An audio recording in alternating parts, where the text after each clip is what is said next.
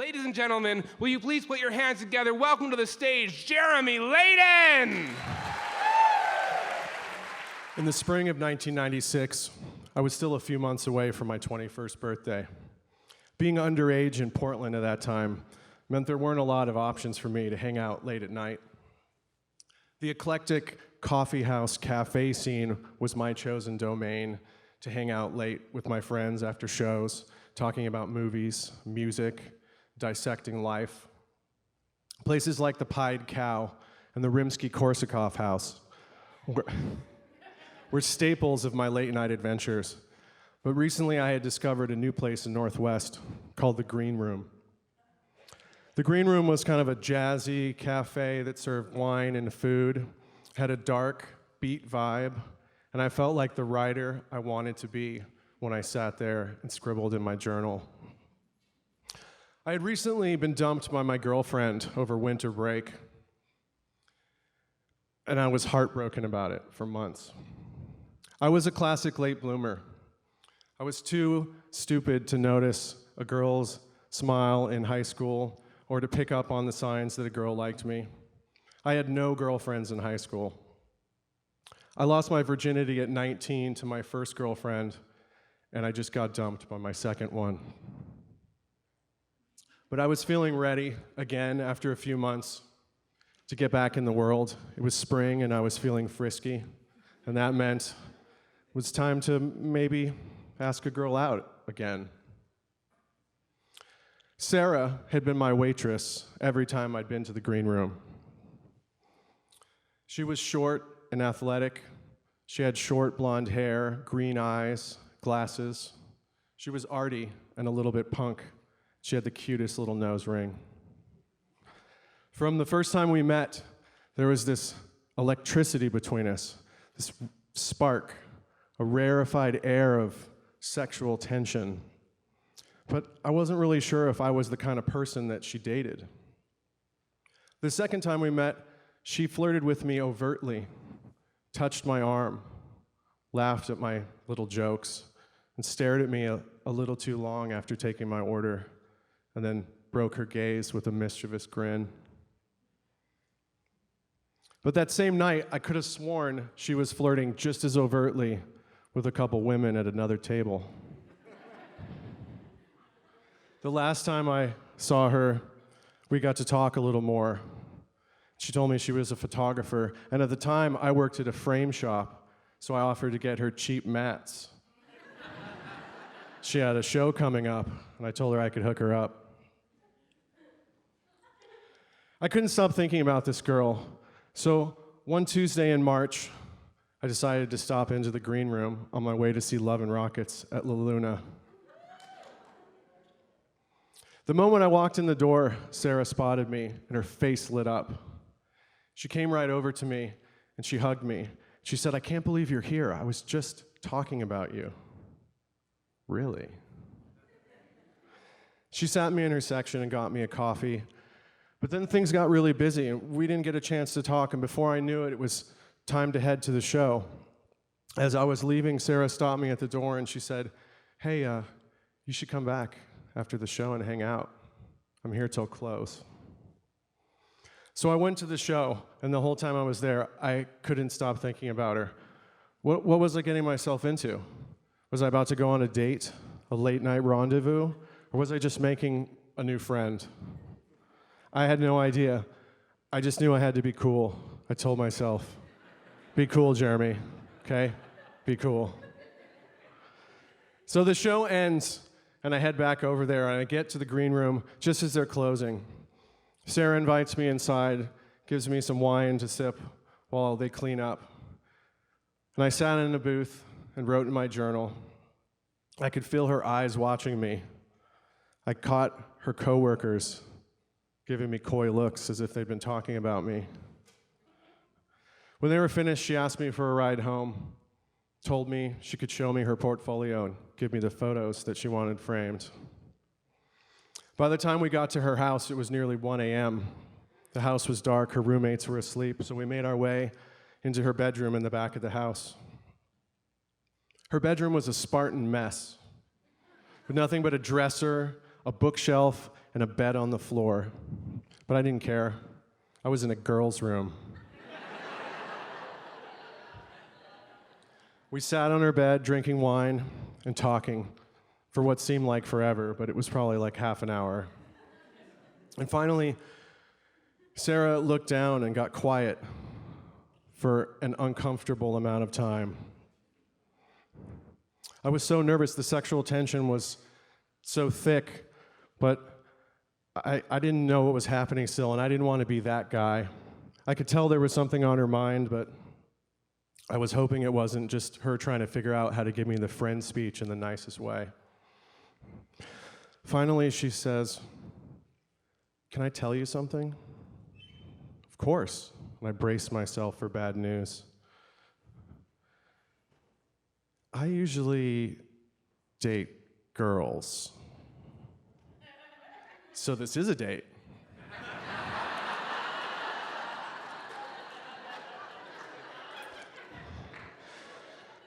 Then she goes on to tell me that she lost her virginity to her high school boyfriend and shortly thereafter came out. And it's been several years. And her attraction to me was the first time she'd been attracted to a man since she started identifying as a lesbian. And she was torn between her expectations of her community and what her 20-year-old libido was driving her to do. Did I mention she's a Scorpio? She had, the night before, convened a sort of committee with her closest friends and advisors to told them about her attraction to me and asked their advice. Her friends listened to her plight and then assured her that sleeping with me would not, in fact, negate her status as a lesbian. She was free to do whatever she wanted with whomever she wanted, and no one could say shit about it. Damn, those are some good friends, I thought. And the next thing I thought was, wait, she wants to sleep with me? I was so busy trying to figure out if she liked me or if she was just my new gay friend, I never thought there might be a third possibility. My head raced with all my own expectations. Oh no, she's gonna know so much more about vaginas than I do. But I could learn some good moves.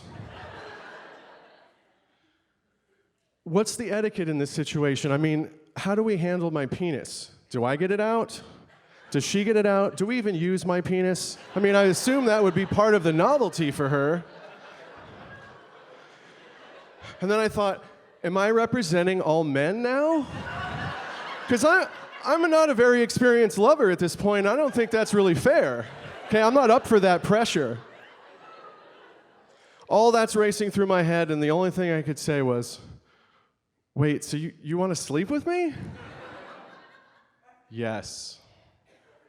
And before I knew it, Sarah pushed me down onto my back, climbed on top of me, and started kissing me.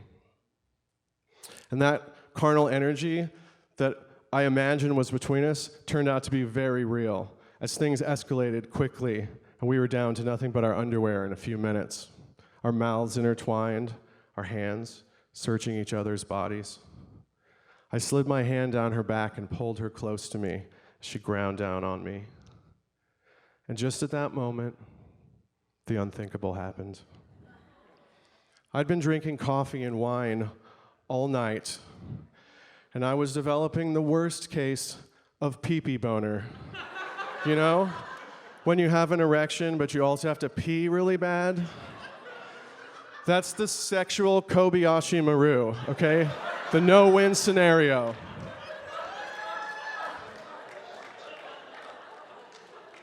If you excuse yourself and go to the bathroom, there's no telling how long it'll take to relax enough to pee. And having sex with a pee-pee boner is extremely uncomfortable. There's no way not to make a face. And you never want to make that face when you're having sex.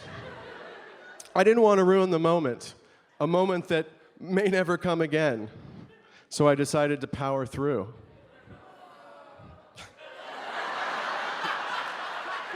Thank you for your sympathy. I decided, I know, I'll focus on her pleasure. I'll try to take myself out of my body and ignore the excruciating pressure in my bladder as she's thrusting her pelvis on me. So I slid my hand down inside her underwear and started to masturbate her with my fingers. And it started working for her. She was getting very aroused, but after a moment, it wasn't working at all for me. And I started to panic. I realized there's no way I can make it. And I'm just about to call a timeout and explain my predicament when Sarah sits bolt upright and leans back and ejaculates this huge gush of fluid all over me. But I didn't know that's what happened, okay? I didn't know that's what happened. Remember, I'm a 20-year-old, inexperienced boy. This is 1996. The vast landscape of internet porn that exists today was but seedlings, okay? I was still using a dial-up connection. You had to wait overnight to download a video. I wasn't even remotely aware that female ejaculation existed. For a second, I thought I peed myself. I must have had the most confused look on my face as I tried to figure out how my stream of urine made it through my boxer shorts and onto my chest. And then I realized, no, that came from her. And I had no idea how to react to that. Was that a good thing? Was that supposed to happen? Is she gonna be embarrassed? What do I say? And then Sarah says, oh, fuck yeah, good job.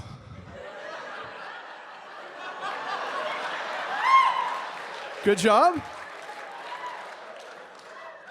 I did a good thing. That's a good job. And she goes on to explain how, yes, it is indeed a very good thing, and how it only happens for her when she's very comfortable with someone and totally aroused. So I excused myself to the bathroom to finally pee, and also to collect myself to not seem uncool, because I wasn't sure exactly how to react. I mean, what do I do now? What am I supposed to do when I go back in there? Well, when I went back into the room, Sarah had already changed the sheets and was snuggling up in her bed, waiting for me. I laid down with her in my arms, and we just talked for the rest of the night until the morning came and it was time for me to get up and go to work. Sarah and I were never intimate again after that night. We never really even talked about it after that night. We never had to. Whatever sexual magic was between us had dissolved into some kind of close friendship. I felt honored to have shared such an intimate moment with her so comfortably, to have our attraction transcend labels and expectations. It became kind of an emotional awakening for me. I gained a tremendous amount of sexual confidence. I learned to trust my instincts. But most importantly, I learned to listen to my feelings, to be brave in the face of uncertainty, and to follow my heart wherever it may lead.